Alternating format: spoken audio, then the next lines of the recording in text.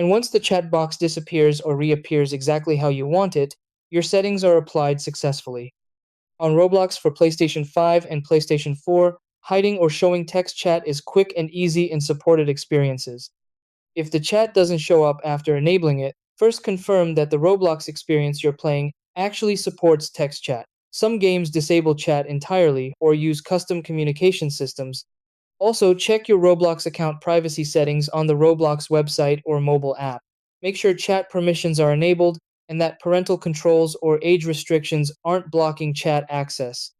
To show the chat again, simply repeat the same steps. Press the Options button on your PlayStation controller, open the in-game menu, go to Settings or Game Settings, find the Text Chat or Chat Visibility option, and toggle it back to On or Visible. The chat window should instantly reappear on your screen. To hide the text chat, press the Options button on your controller during gameplay. This opens the in-game menu. From there, navigate to Settings or Game Settings and look for a Text Chat or Chat Visibility option. Toggle this setting to Off or Hidden, and the chat window will disappear, giving you a cleaner, distraction-free screen.